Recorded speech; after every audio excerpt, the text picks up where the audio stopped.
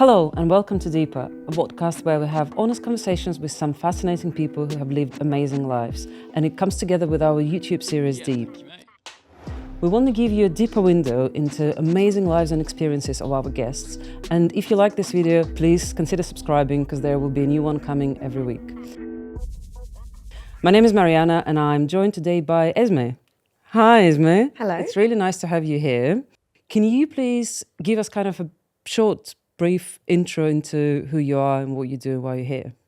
Yeah, so my name's Esmee, and by trade, I'm a fitness instructor. So I've been working in the fitness industry for over probably 13 years now. And when people ask me my job, I'm always like, I don't really have a title, but anything to do with fitness or wellness, or just encouraging people and helping people to take on challenges or do things that they never thought were possible. That's just my passion and I absolutely love it. So what was your childhood like? What were you like growing up as a kid, and also like who you wanted to be? What was your dream? So growing up, I was really active and I absolutely loved dancing. So like my goal was to be a professional dancer, and that's something that I really wanted to do. I never really realised, obviously as a child, how much movement impacted my mental health. So I was a very happy child, and I kept to myself and I got on with things. My mum said you were always just in the corner, just doing your own thing, and you were quite comfortable doing that. I think now I'm an adult, I look back and go, it must have been because I was moving so much. And I do preach all the time about how movement is incredible for mental health. But isn't it so amazing, being a child and you don't know that's the reason you're feeling good? You just play out and you do things and you move. And it definitely contributed to, my happiness. But dancing was a big one for me. I think dancing was escaping a lot of things as well. I absolutely loved going into my own world for an hour and moving my body through dance. So growing up as a dancer, my goal was to be a professional dancer. I just decided one day, I was like, I know what I want to be. I want to dance. I want to do it for a living. So I put a lot of my attention and focus into that. I was dancing every day after school. I was finding ways, tips and advice and things that I could do to audition for dance college and, hopefully get into dance college. 3 years of studying to then go on and be a professional dancer. So yeah, that's what I wanted to do. But it's strange. It is now that I'm an adult that I've realised how much movement was a part of me for a deeper reason. But at the time, I just did it because it felt right and it felt so natural. I mean, I'm personally always fascinated by that because you're so young, you're a small kid. And I'm fascinated when people go I knew what I want to do from the from very early on. It's so interesting, and I wonder if a lot of that is that determination. That's actually a sign of personality, of the kind of person you are when you're okay, this is my goal. I'm set for myself. I'm just going to get going. Do you think do you agree? Do you feel like that's part of who you are as well? Yeah, I feel because it was something that comes so naturally to me, I couldn't imagine life without it. So when it was a question of, what do you want to do when you're older, or what is your goal? It just felt right to be just move. And also, I think, again, I know now as an adult, I maybe didn't realise when I was younger, I love making people feel good. And it's something that I love doing today. My passion is in making people feel good or confident or like they can do anything. And I think as well, the thing I hate the most is anyone coming into a room or an environment and feeling like they don't fit in. Whether it's through movement or not, my kind of objective in life is to make everybody feel like they're part of something and they should be here. Everybody should feel like they're able and allowed to be somewhere. So I think as a child, it wasn't just movement and dancing that I wanted to do. I wanted to make people feel good. And I think through dancing and, seeing my parents watch me or people watch me and light up or smile, or, I take an exam and you'd see, the adjudicator in the exam smile at you and give you this marking that basically says, I like you and I like what you're doing. I think it was more that. And I think movement just came naturally with it. But I suppose my passion as a child was I want to make people feel good. And for me, it was through dance because that was the most natural thing that I did. So what happens next? What is there there is a point where things changed? Yeah, so like I said, my focus had gone so much into this goal and this target of being a dancer. I even remember going to parents' evening one year at school, and in all my other lessons, I was like really bad. Like I just couldn't be bothered. I didn't want to be there. I was so demotivated. And I was like, fortunately, one of those kids who like naturally was quite good at learning and taking exams. So even if I didn't try hard, I could turn up to an exam and pretty much pull it out of the bag, which it's a blessing, but it's not. So I didn't really pull my weight in other classes. And I remember my mum spoke to my dance teacher before parents' evening and said, please, can you not just say how amazing Esmee is at dance and actually try and give her a bit of a kick up the arse in her other lessons? I remember going in and my face dropped because I thought, oh yeah, I'm going into my dance parents' evening, and they're just going to tell my mum how amazing I am. And she did quite the opposite. She was just like, I've heard, from other teachers that you're just not, trying and whatever in other classes. And I remember her saying to me, and this is why this is such a mad moment, she was like, well, what are you going to do if you break your back? And you can't go to dance college and you can't dance. And I remember being like, adamant and looking at her being like, I'm not going to break my back. Like proper like teenager as well, like just rude and like, it's not going to happen, like attitude. And it essentially did. It wasn't obviously breaking my back, but it wasn't long, probably after that parents' evening, a couple of years later, I had got into dance college. I had got a scholarship. I knew what I wanted to do and where I wanted to go. I'd been struggling with a hernia that I had, that I'd kind of like brushed under the carpet because I wanted to finish my last year of dance school. And I was like, I'm going to get that repaired before I go to dance college. And I went in and, within a second, my life changed. I, went under to have the procedure done, and during the surgery I was having like seizures, so they had to bring me around and the seizures carried on and it left me basically paralysed from waist down. Wow.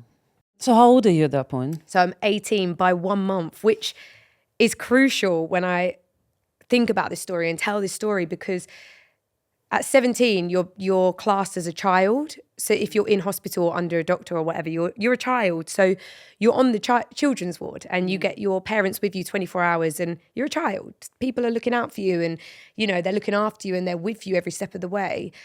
By a month, I was an adult. And it's like, how can you put a label on that by, just the age of someone? And it meant that I was on my own a lot. So when I was in the hospital, my parents had to leave by 9 p.m. every night. They couldn't come back till visiting hours. And yeah, even though I was 18, I grew up massively in that moment. Like that's the oldest or most mature I have ever felt, having to just become an adult because someone's told me I am. What's interesting about it, it's kind of like what I said earlier, where it only took me going through that to realise how important movement was. I felt depressed, probably for the first time in my life, and I felt these emotions. I think anxiety was huge, that feeling of not being able to move. And I tell you what it's like, when you like kind of get the ick about something or you cringe or you're in a moment and you want to shake it off, you literally shake it off. Like if I was sitting here now and like we were talking about something that made me uncomfortable or something uncomfortable happened, you get up and move away from it, or you move your body, you shake it off, you shake that feeling off. Being paralysed, you can't shake it off. And I think that was the moment that I realised how crucial movement had been. Not because I was going to be a dancer, not because it kept me fit, not because it made me look a certain way, because it made me feel good.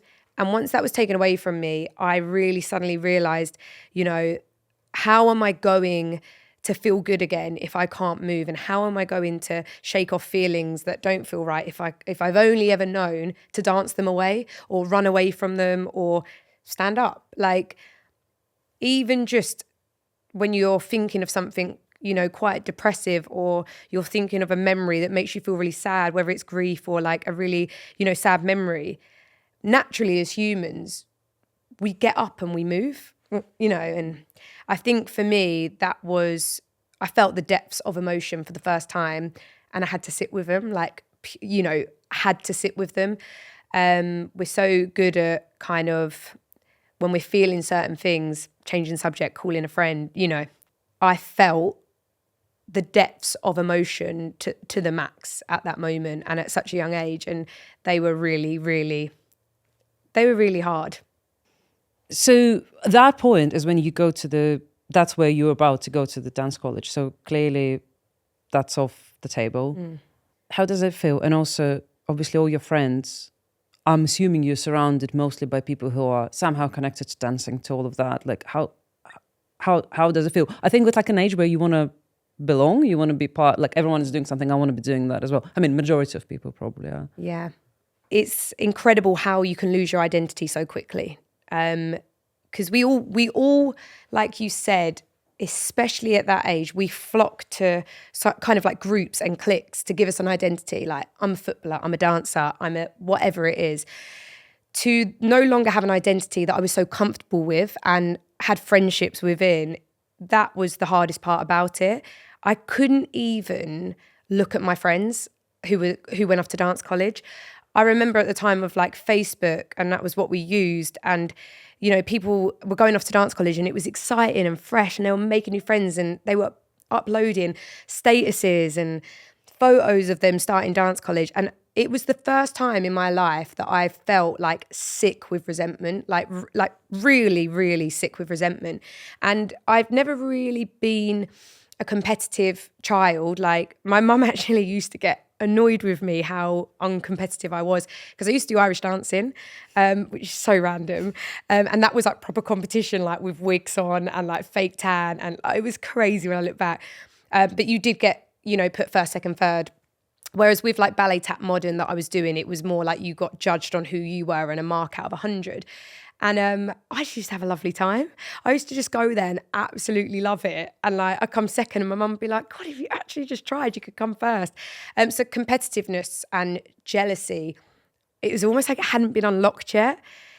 And it was almost like it was waiting. And that day, I remember like the jealousy thing unlocked in me. And honestly, I felt like it took over my whole body. Like, it felt sickening I couldn't look at them.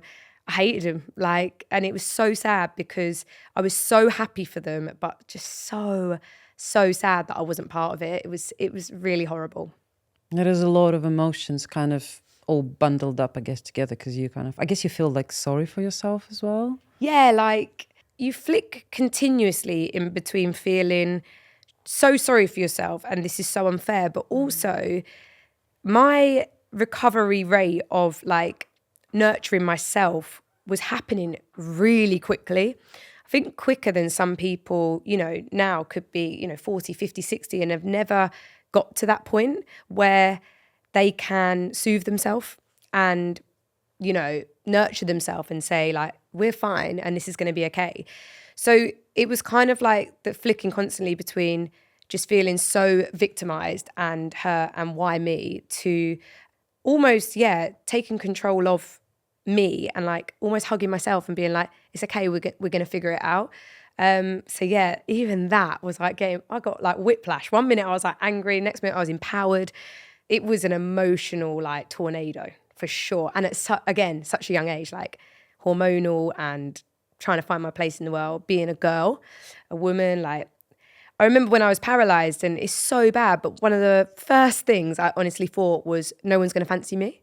And I'm like, oh my word. But we had been so conditioned at that age, you know, I was born in 91. So like my growing up was all about, you know, validation from men and like getting a boyfriend and boys fancying me. And I remember like when I was younger, I used to sometimes wish that people fancied me. Like I'd, you know, make a birthday wish. I wish that every man in the world fancied me. Like, because that's what I thought success was.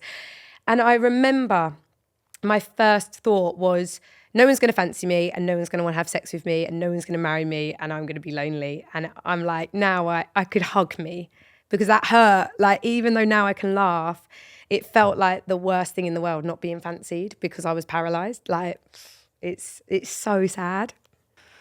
But then, like, at 18, that's how you feel just generally about things. Like, I think so I'm not saying like you're insecure, but you kind of just, you figuring yourself out. Oh, like I fully was insecure, but I think we all were. Yeah. I can probably look back and go, wow, I was insecure, but I didn't know what insecure was. But yeah, it's true. Like, we just almost these insecure people wandering around trying to find our place. So adding like a bit of adversity to it just was like, whoa, I don't know what to do now. You know, I'm trying already. So yeah, it was definitely, insecurity was heightened during that moment. What were doctors saying? What like, okay, so that happened to you during the surgery. Is that something that is there a condition for that? Is that something that is going to stay forever? Like what they were saying? It was just the general feel was confusion. And that was really unnerving. Like, it felt very scary to be around these people that, you know, we look up to as like professionals and like they help us. Everyone was confused. And I feel that now when I think back, because when I came around, they had to bring me around from the operation because I was seizuring under the anaesthetic. So they had to, you know, use a reversing drug to bring me back round, hoping that I would probably stop seizuring off the anaesthetic, but it just continued.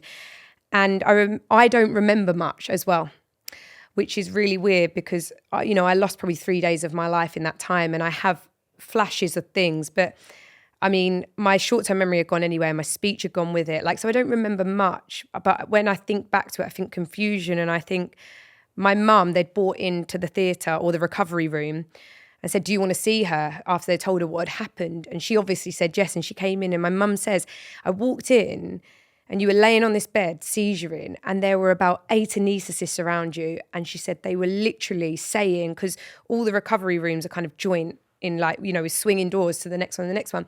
And she said they were just saying, come and see this, like to each other, people running in, not even to necessarily help, just because they were like, what is going on? Like, we don't know what to do. And I mean, it must be fascinating for them as well. They work in medicine to see this and be like, well, how and what happened?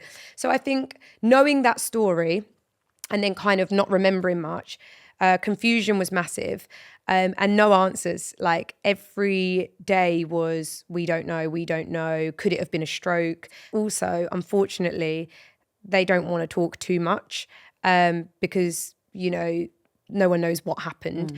It could have been negligence. It probably was now. Like, you know, you don't know. So people don't speak, which is really sad, because they probably get told, don't speak too much and don't answer too much, to a young girl who's 18 asking a billion questions and panicking, saying, you know, what's going on? There was no answers because I suppose they had to, stick to a protocol. From their perspective, was the idea like, okay, you're most likely not going to walk again?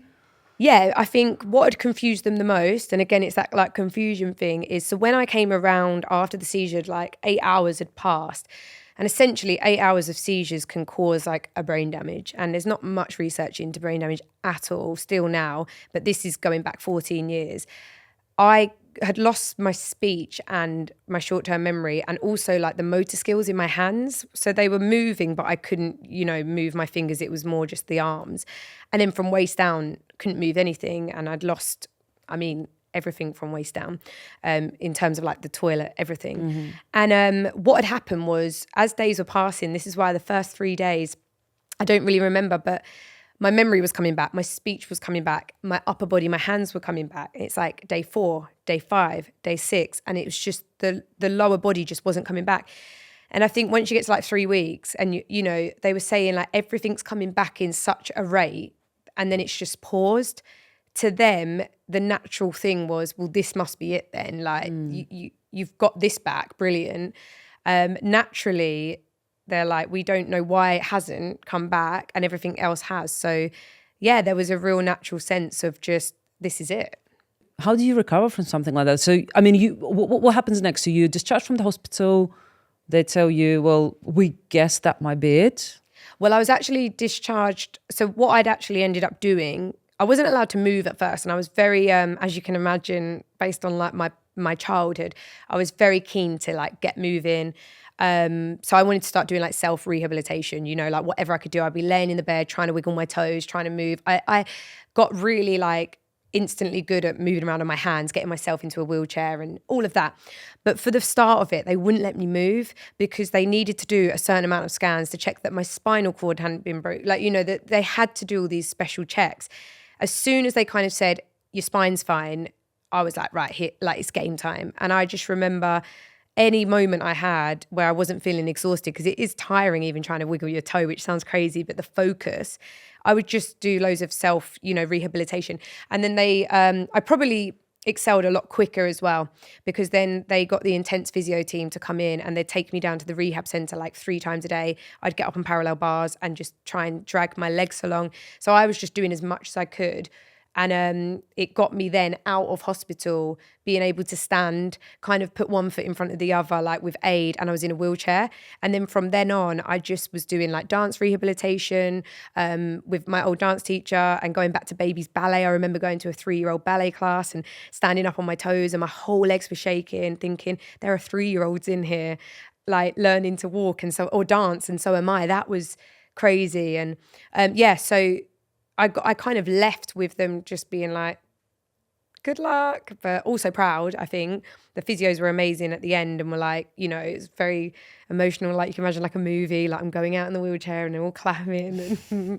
But I did a lot of like self-help with it. And then I went back for brain scans. I had to have like these electric shock things put in your leg where you just see if the nerves kind of flare up. And they said like everything seems okay. It seems like you've got this block from your brain to your legs. And and then it's so weird. Like when I talk about it now, I'm like, I just carried on living. Like I just got on with it.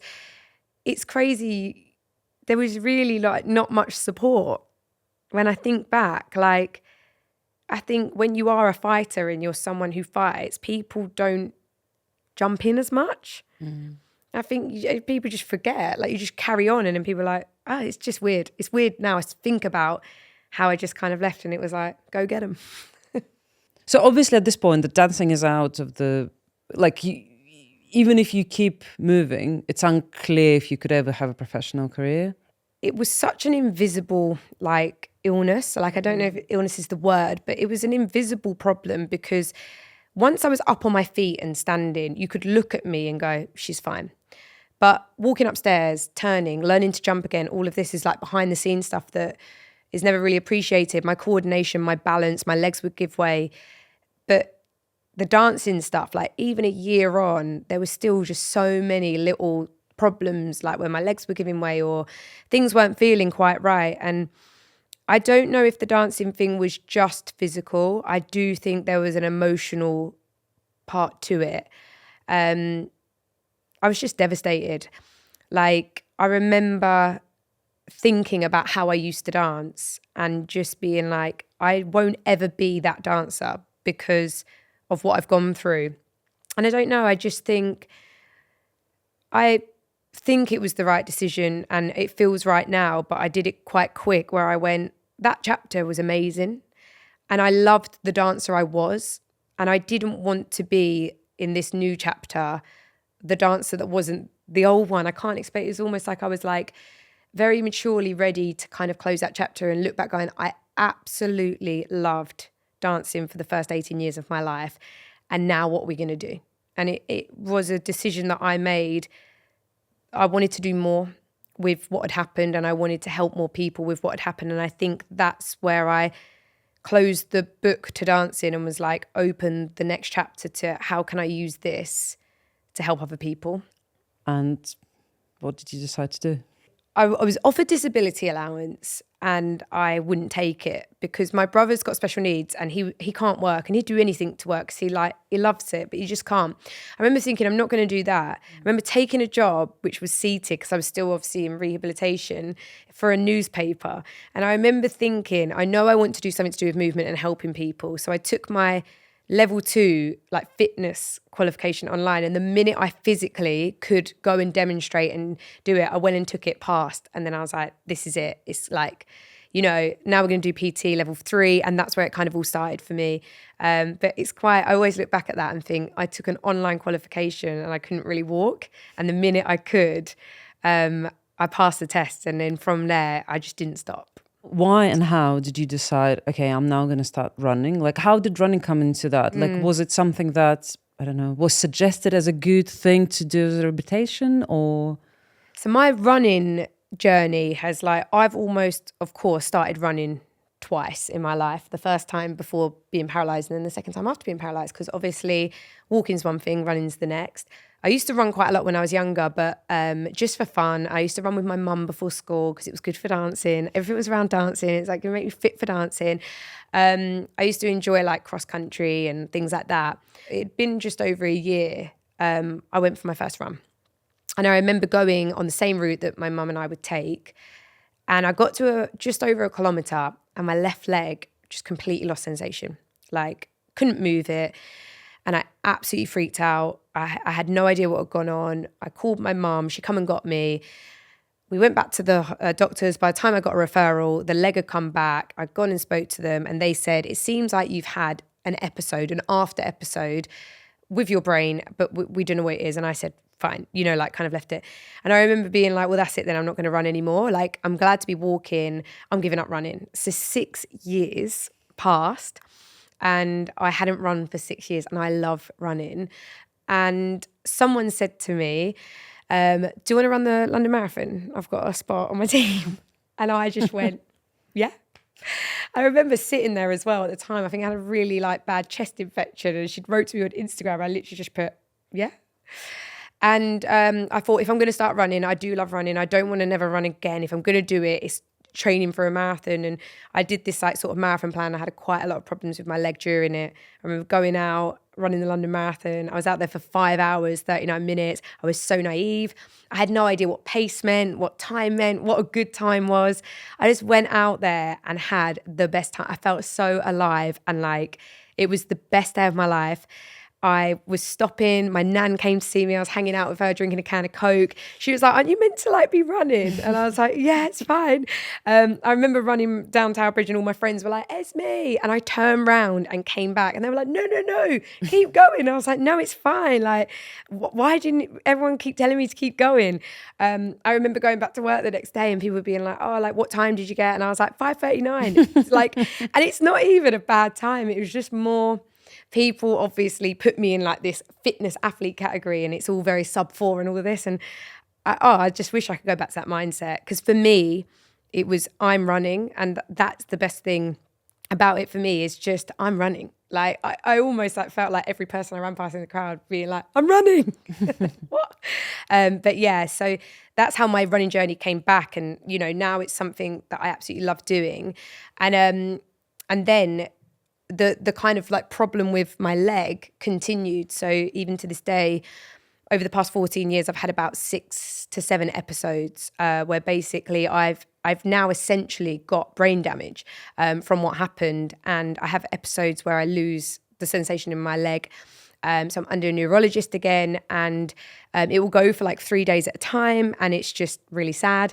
And I had an episode just recently and I remember being like, oh, it's cool. 3 days is usually the max. And it went on for 6 weeks. And it was terrifying.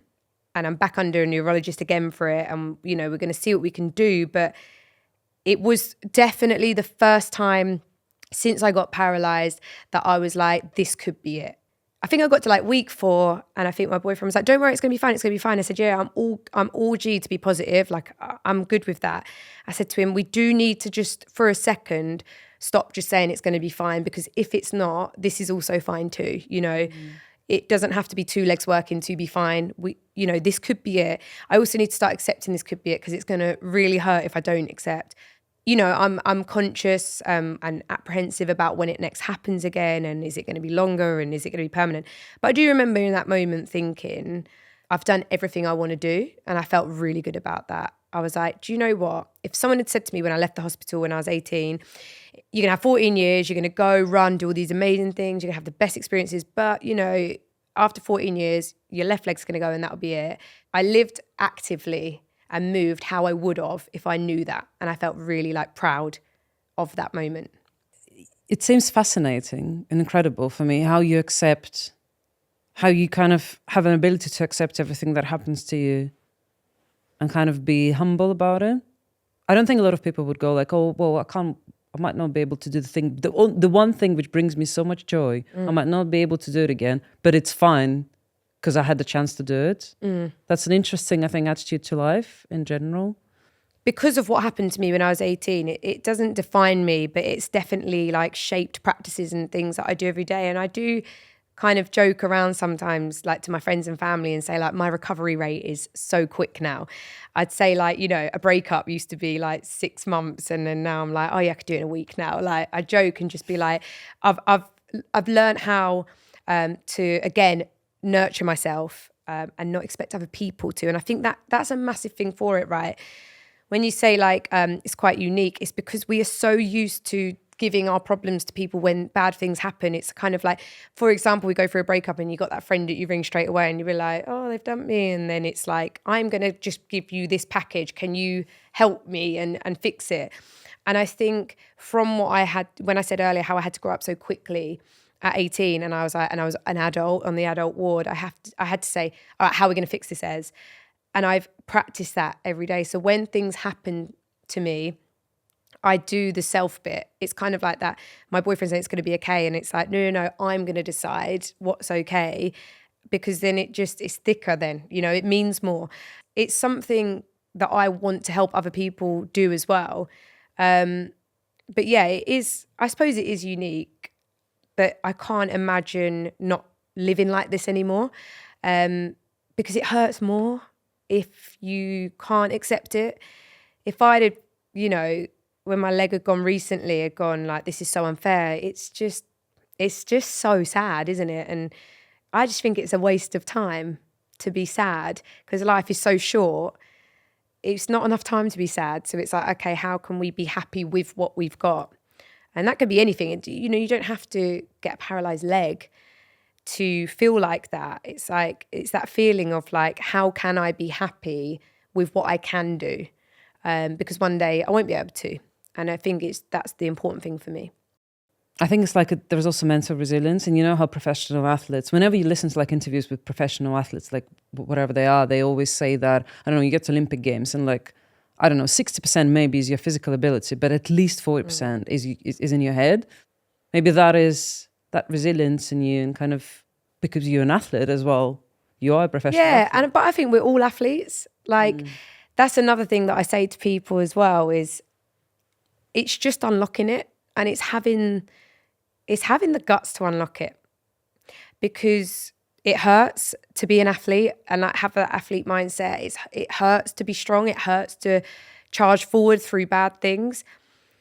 It's that thing I said, again, you can pass it to someone else to do it for you and it doesn't hurt as much, like when you're going through something bad and someone's right, we're going to do this and I'm going to come pick you up and I'm going to drive you here. And it's not living the pain of it. And I think, we've all got it. And I think when you look at athletes who, go to the Olympics or wherever, these athletes every day that are training hard, it's because they had the guts to unlock something that they knew was going to be really uncomfortable and really painful.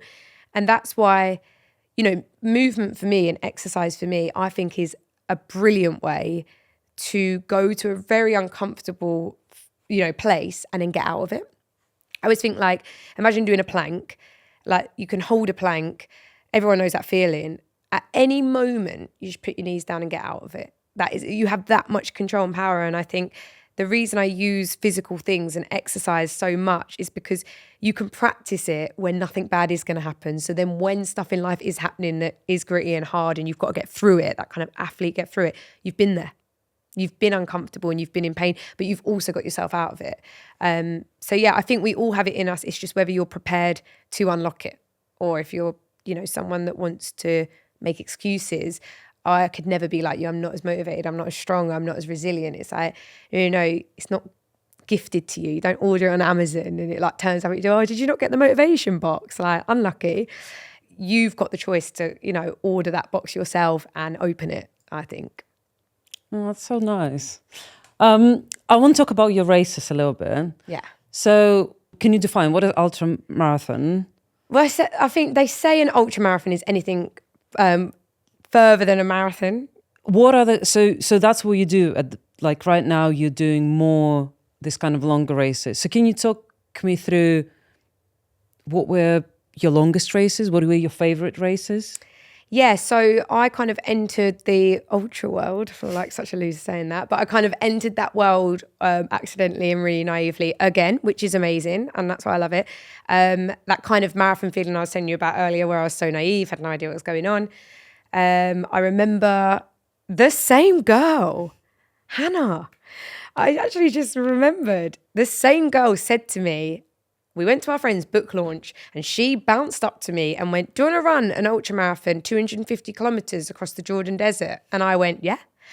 And I'm not even joking. I promise you when I say this, my brain didn't compute any words that came out of her mouth. Like the word ultramarathon, marathon, desert, 250 kilometers, you know, when you can't imagine something, like, you know how we can't imagine how big the world is, like, or the universe. It felt like that.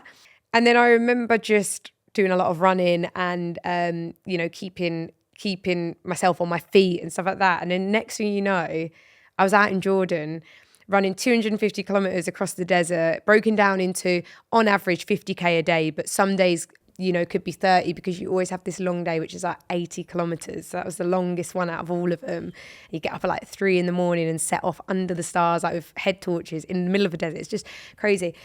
And again, like, I am so grateful for how naive I was stepping into that. I hadn't Googled anything. I'd just gone for it. And again, it was like so many lessons and moments. So one of my favorites was definitely that, because it unlocked like just this new way of having an adventure on your feet.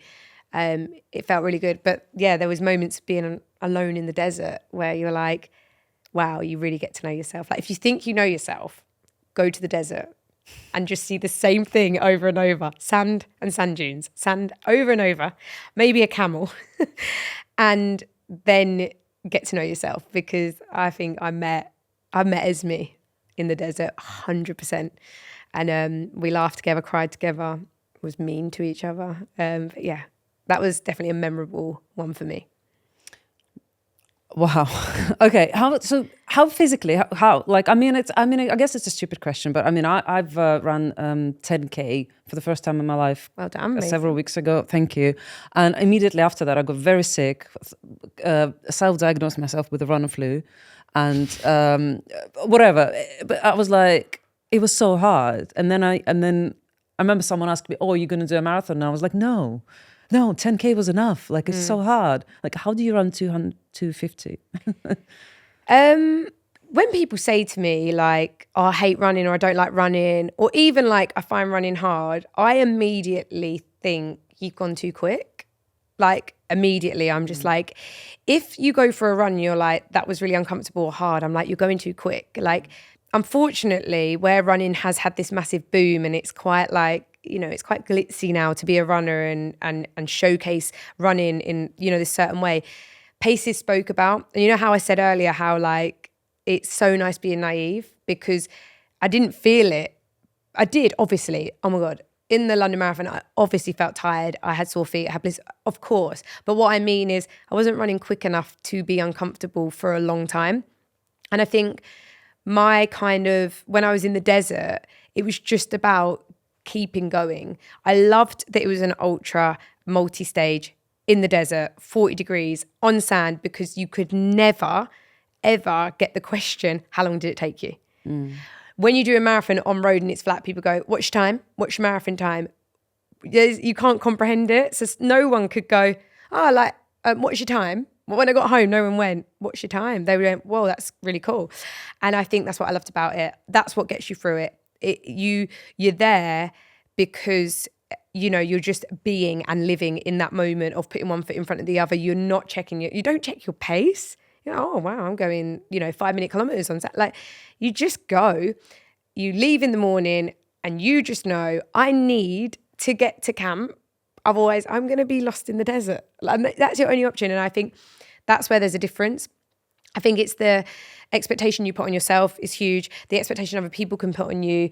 Your ego can sometimes come into it where you're like, oh, I need to get this time, do it this way. And I think, people who don't enjoy running, I think potentially they're going too quick, or they're doing it for the wrong reason. Like, are they doing it for someone else to validate them? Are they doing it to fit in? Because I say that about exercise. When people say, I hate exercise, I'm like, no, you hate why you're doing it. You can only ever hate exercise because you hate why. Like, you hate who you're doing it for, why you're doing it. If you got rid of that bit, you can't hate moving. What is this thing about running that you love most? It's 100%, it's freedom. For me personally, I felt the feeling of being paralyzed and not being able to move. And even like when I sit here now and I get into that kind of feeling and memory of not being able to move my legs, I just want to run. I want to sprint away from it. And I think running for me has become freedom in so many ways. It's freedom from that person I was when I was paralyzed. It's you know, that moment of running away from being completely still. It's freedom from something that's going on in my mind at the time. If I'm like, you know, feeling a certain way, I can run away from it. For me, it's the most natural thing I can do to make me feel like I'm working, like my body works. I just think the day I can't run anymore is the day my body's not working as well anymore. It's confirmation that, you know, I'm working, my body's working, everything's still okay. And that's personal for me, of course, but I feel like a lot of people can also find that through running. Again, taking off the expectation about pace and time and things like that, and just being in your body. Like, there's no feeling like it if you find that feeling. And I don't want to sound like one of those people that's like really annoying. But once you find it, there's nothing better than feeling free, I think. If you could like go back to Esmee, 18 years old, waking up at the hospital, paralyzed, what would you tell her? I would actually just say to her, like, strap in, this is going to be so much fun. Like, we're about to have a great time and things are going to be so fun. I don't think, honestly, that I would go back to her and say, please don't do that, or please don't do this, or I wouldn't give her any advice to do anything differently. Like, maybe I would have said, do it quicker, like get there quicker, because we always want to get places quicker. But no, I'd literally go back and be like, we're about to have a really good time and we're about to feel really good. You know, we're gonna live this life and do things that are gonna make us feel so good. Like, so just sit through this pain of what you're feeling right now, because things are just like gonna just feel amazing. I know you have your Yes Club on Instagram, so can you tell me a little bit more about that? How did it come across? What's in it? Yeah, so I kind of like the Say Yes Club was kind of like born just under a year ago now, so in June 23. But what's really interesting about it is it was only born because I finally like put a name on it and called it something. When I look back, the Say Yes Club was born the day I woke up from the operation, Paralysed. Like, that is when it started for me. I made a promise to myself in that moment, at some point, we're going to keep saying yes, because one day we're going to have to say no, and we're going to be back here again one day. Something's going to put me back in this position, whether it's age, illness, circumstance, an accident, whatever it is, we're going to be here again one day. And I remember making that promise when I left the hospital, going, we are going to say yes when we can. The Say Yes Club is all about, like, the mantra. It's not about like saying yes to everything and injuring yourself or making yourself feel uncomfortable or sick, or, you know, like making yourself ill mentally or physically. It's, if you can, do, and if you can't, don't. And it's as simple as that. If someone says, do you want to come for a walk? And I can, yes. Because one day I won't be able to go for a walk. And on top of that, I won't be able to go for a walk with that person for whatever reason. So I've lived for myself that way. Over the years, I say yes to as many things as I can, as long as they're not going to be detrimental. It's so important, that part, because I never want to, make people think they should be saying yes to everything and hurting themselves. I say yes when it's right for me, no when it's not. That's great. And for me, that's where the Say Yes Club happens, for myself. But for others, I've just been on a mission. I look back now over the years at all the clients I've ever had, the classes I've ever taught, and it's always been about making people feel confident and just safe to go say yes to things that are going to change their lives. Like, I love seeing people achieve like their first 5K, 10K, half marathon. Like, I love living through them. And yeah, the Say Yes Club is all about giving people the confidence to say yes to things that they think they might not be able to do, and that's what I like to do. The physical ability, and that comes from my profession in personal training and things like that. And then also the friendships. Like, I bring people together with other people that they can go and do things with.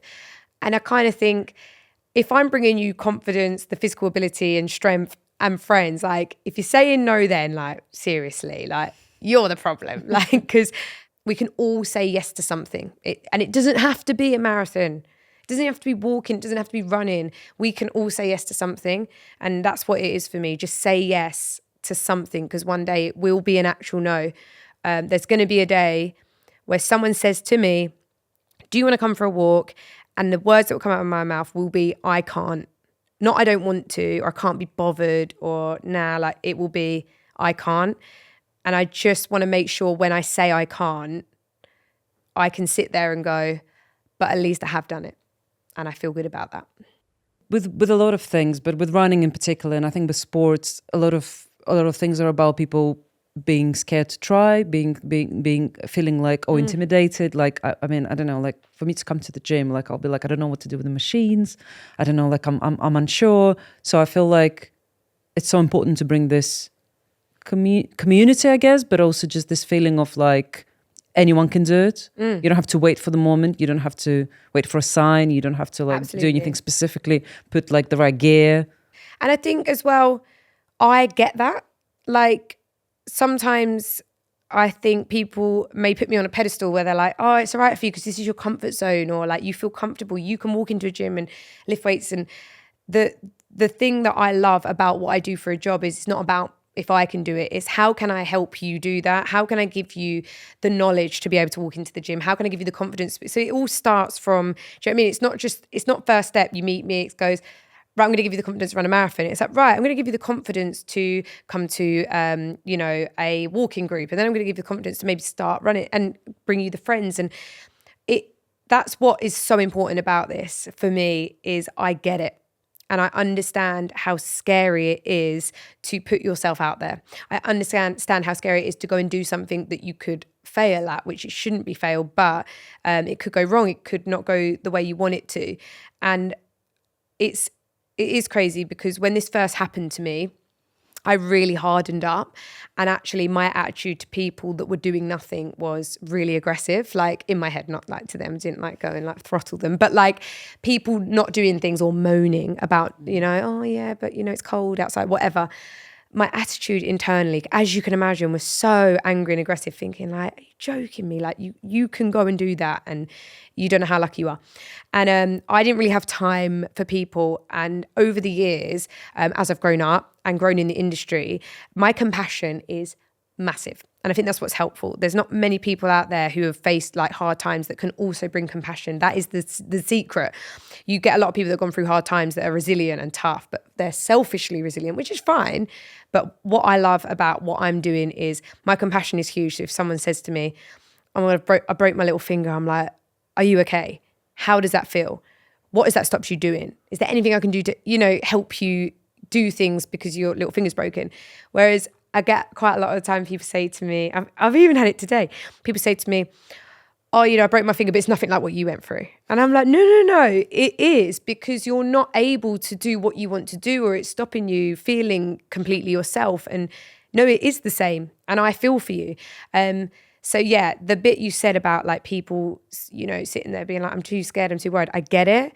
And that's why I love people coming on this journey, because I get to watch people be totally afraid to even walk or jog or run or go to the gym, to like now doing things with friends and actually mentoring other people. That's really important to me as well. People that have come through a journey through the Say Yes Club who are now helping someone else on their first 5K is really cool to watch. What is your dream race? For me, like where I don't want to get quicker.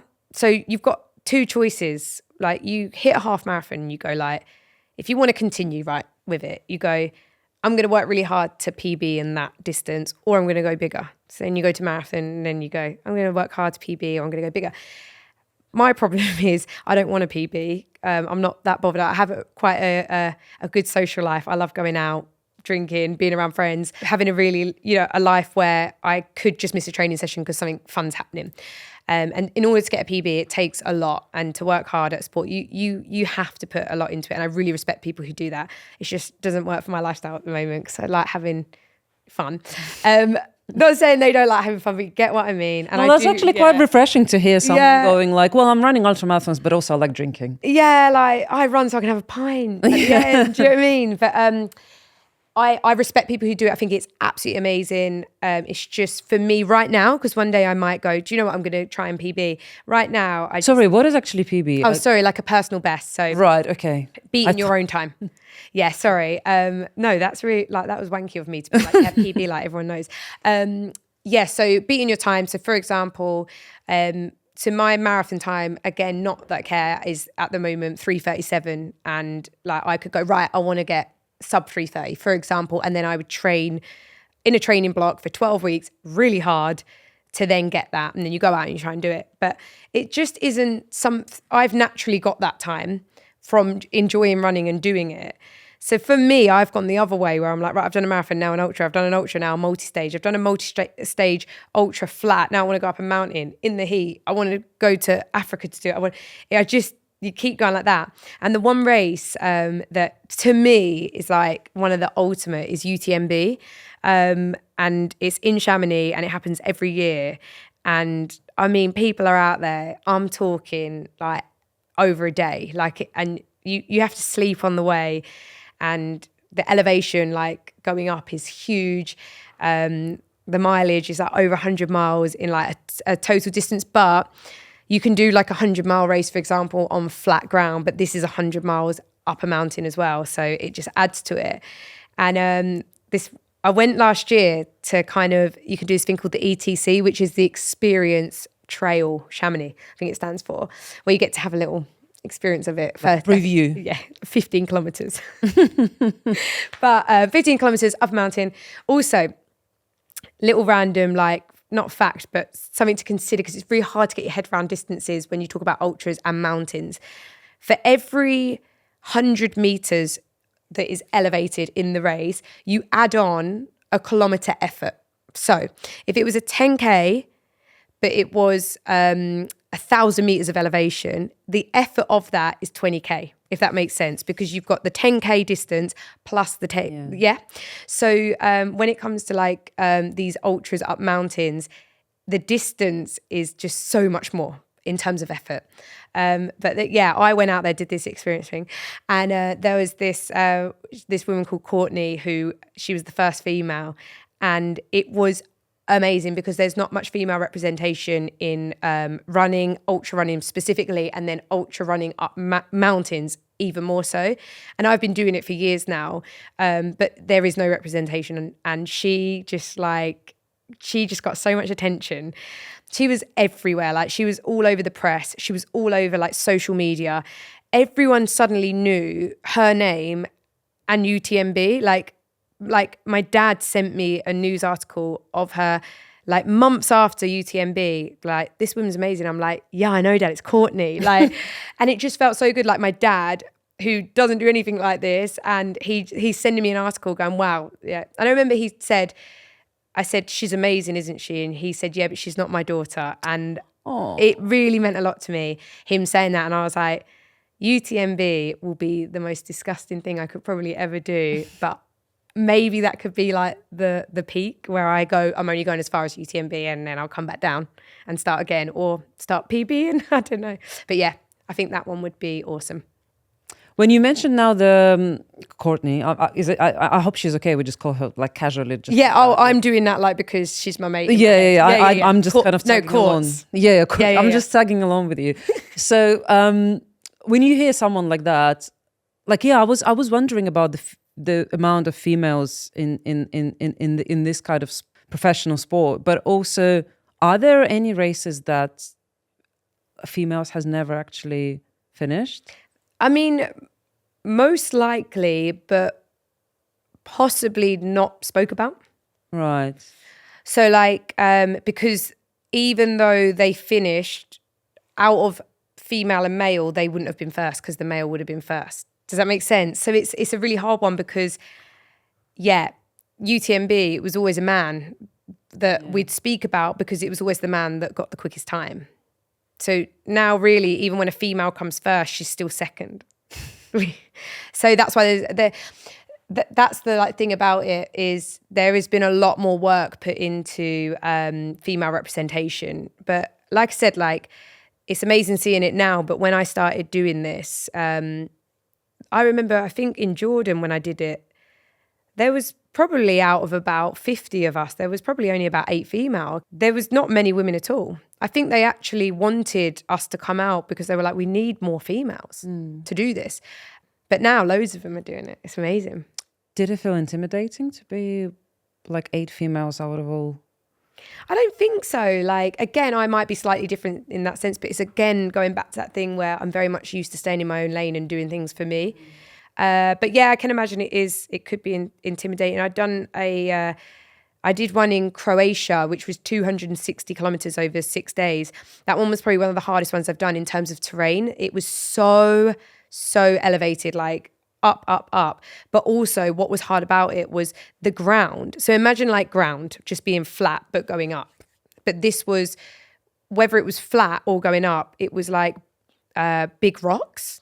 So you could never get your foot in. People were rolling their ankles, but you couldn't get your feet in the right place. It was so hard. And you were so tired, and you were trying to just run on, like, I can't even explain it, just like big bouldery rock things. And I remember there was about 80 of us that went out to do that. And you can pull out, because this one was for charity, you can pull out and come back in the next day, whereas for some races you can't obviously do that. And 13 people out of 80 completed the full 260, so didn't pull out and go back in. And out of that, 5 of us were female. And I thought that was really cool.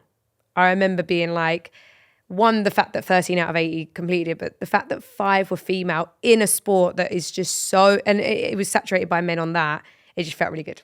Is there any like piece of advice you could give to someone who's been, not just who wants to take running or like any sport, because we've talked about that and we talked about your Say Yes Club, but more about to someone who's recently been either diagnosed with a condition that left them maybe less able to do stuff physically. Is there any advice which you give them, or any kind of tips you can share of how to deal with that, again, mentally, but I guess physically? Yeah, well, I think, firstly, anyone going through this, if you are listening, like, I honestly know this can feel the end of the world, and actually one of the most loneliest places ever to be.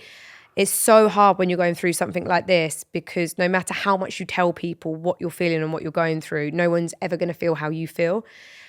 And it's very easy when this is happening to, again, kind of identify yourself as this, label yourself. We label ourselves as like disabled or unwell or slow or tired or whatever it is that the condition is. And we make it our reality. And I do honestly think the minute you make it your reality, it just makes it 10 times darker.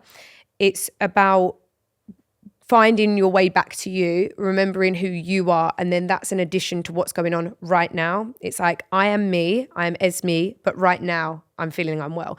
It's about, just really separating who you are and what the condition is one thing that I'd say. But also it's that acceptance thing. I think the hardest thing and the worst thing you can do is fight against the fact that this is happening to you, and about accepting it. Also, get upset. I think that's really important. Like, get upset, scream, cry, like, do what you need to do. And then, think of ways that you can come back to yourself and move forward. My favorite quote is, you can let it ruin your lunch, but don't let it ruin your dinner. So like, get in a mood, get upset, feel it, but then move on. It's dinner time. Do you know what I mean? So yeah, I think the main tips out of that are, don't label yourself. And also grieve it, and then just look forward at what you can do. Always look at what you can do, not what you can't. Like, what can I do right now, not what can't I do. That's very powerful, thank you. But I think there's a lot of people, let's definitely put it that way, who will be, I think, really motivated and really interested by your story. So yeah, it was very, very interesting, very powerful. Thank you so much. It was amazing to chat to you. Thank you so much. Thank you. Aww.